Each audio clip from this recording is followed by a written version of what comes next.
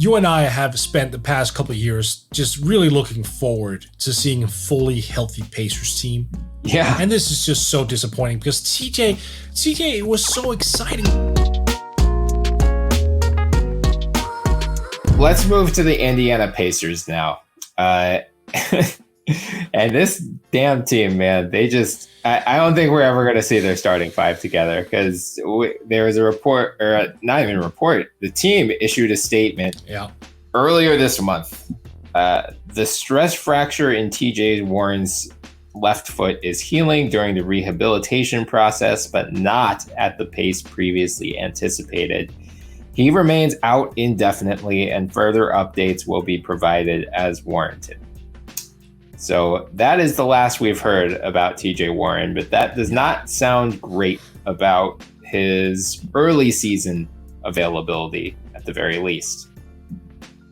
What did they do more at the 3 spot? Because, I mean, they also, Edmund Sumner is not an option because he just underwent Achilles surgery. So he's going to be presumably out for the entire season. So, do they go with Justin Holiday? Do they try Karis LeVert there and squeeze in another guard next to Malcolm Brogdon? Do they go with the rookie and Chris Duarte? What would you do?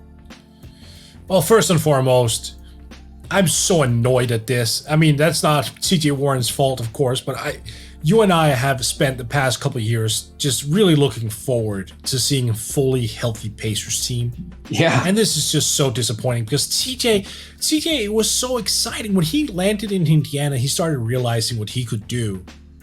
Like, the bubble play to me still sticks out, not just because he was that good. It wasn't, just a couple of weeks of him being hot.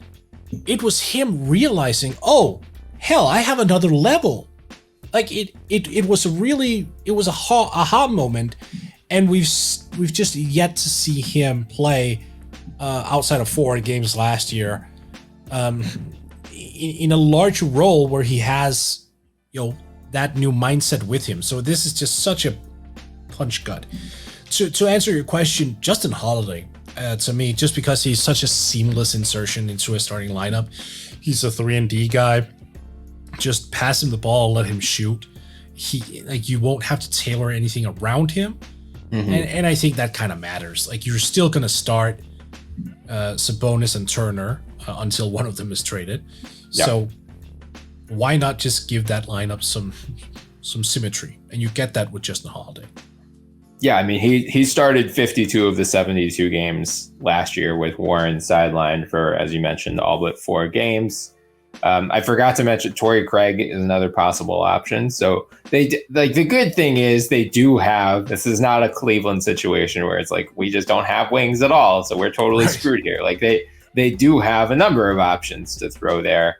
But I'm with you. I think it's probably going to be Justin Holiday because, again, I mean, it's similar to, Chicago or Detroit, where it's like, we don't need the guy replacing TJ Warren. We don't need him to be a high level scorer. We have Malcolm Brogdon. We have Karis LeVert. We have Sabonis. Even, I know Miles Turner is never going to take that leap to like 20, 25 point per game scorer, but he's going to give you somewhere in the low teens per night. So it's more important, I think, having a good defender and then just a credible 3-point option in that role, at least until TJ returns. And Justin Holiday last year shot 38.2 from deep on 6.3 attempts per game. He's got the size to be credible defensively as well. So I think that's the play. But man, I just hope TJ gets healthy because I'm with you. Like I want to see bubble TJ, whether it can carry over to the regular season or whether it was like, a Mickey Rouse ring type of thing where it's like this weird environment contributed to it. I don't think that's the case. I mean, he really seemed, as you said, it seemed like something clicked in his mind. It was like, I can just be this high level takeover scorer. So, fingers crossed we see him back in the lineup soon.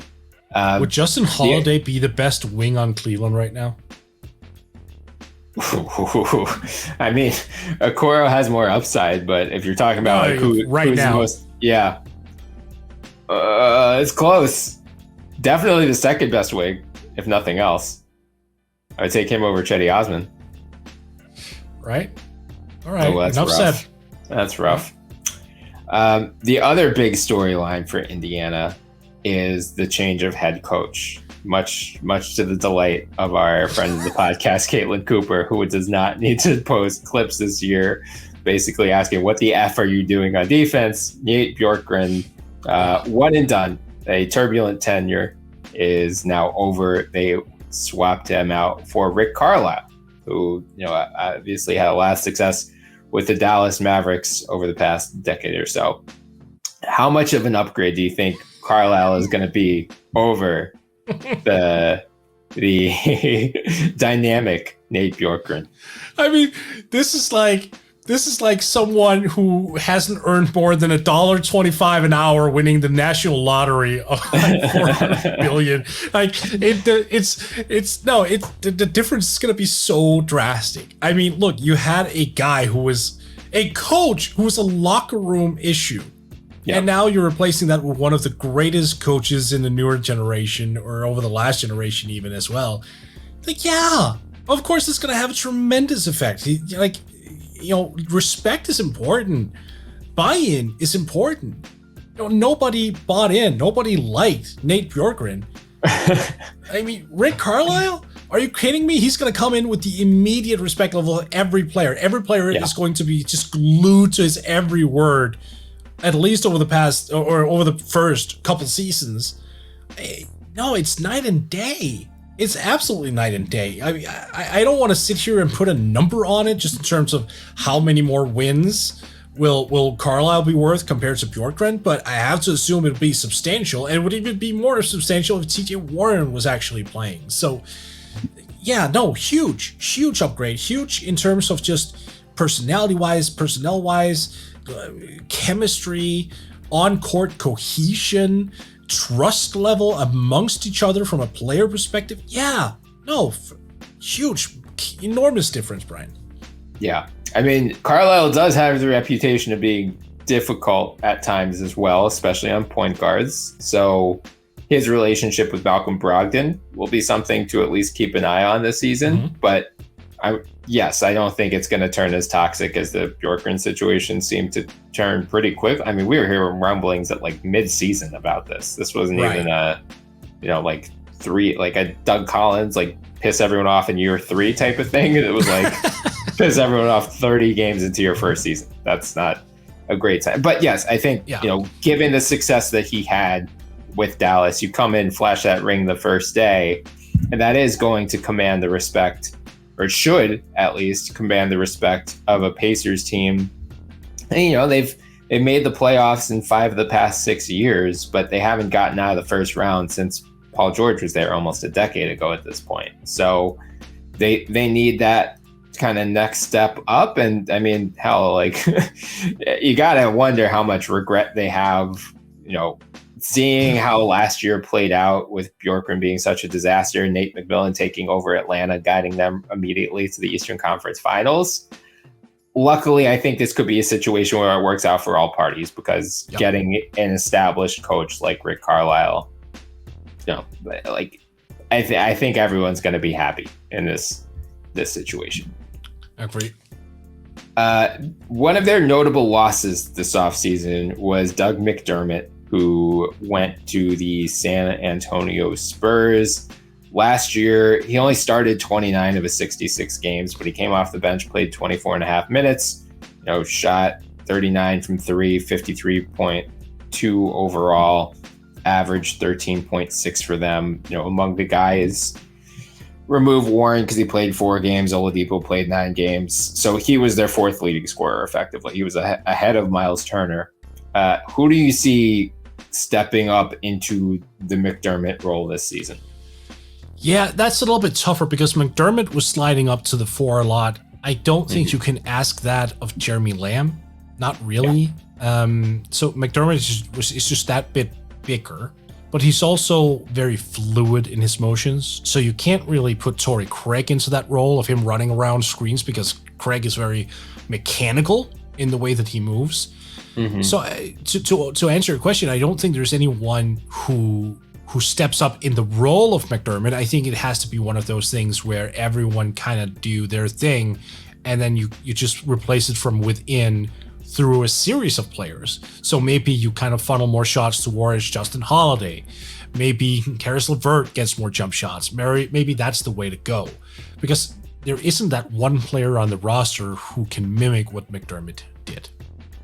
Yeah, I'm with you there. I thought I was trying to serve you a layup to talk about O'Shea Brissett here, because I think he's, as you said, he is not going to play like Doug McDermott did. He's not going to wrap around screens and fire away from deep. But this does open minutes at the 4, especially with Warren out too. I mean, he's really their best option behind Sabonis for that 4 spot. So I think we're going to see a lot of O'Shea Brissett this year. And he didn't play a ton last year. I mean, 21 games, only 16 starts, but and a couple of those early on didn't really do that much. But once he moved into that starting lineup, I mean, he had a stretch, I think it was like his first 10 games or so. Where he averaged, 13.6 points, 8.5 rebounds, shot 45.2 overall, 41.2 from deep on 5.1 attempts per game. Now, I don't know if that carries over. That was an extremely small sample size. Over his 21 games last season, he shot 42.3 from deep. But if it does carry over, they've got him under contract under a minimum deal for the next 2 years. Like, this could be one of the best value contracts of the NBA if this guy can carry that over. So I'm as bummed as I am about the TJ Warren injury, and I want him to get back healthy and soon, having the opportunity to see more of O'Shea Brissett in the meantime, it's like something that only Pacers fans and complete NBA nerds should be excited about. But I'm excited to see it. You're right. I mean, the loss of McDermott and the fact that TJ Warren won't play, I won't call it a blessing in disguise, because TJ, I want him back, and I think he's going to be better than O'Shea. I don't think there's any doubt of that. So I won't call it a blessing in disguise. But I will say it does add a level of playing time to O'Shea that allows him to figure out who he is. And that could serve them well down the road. Absolutely. Yeah.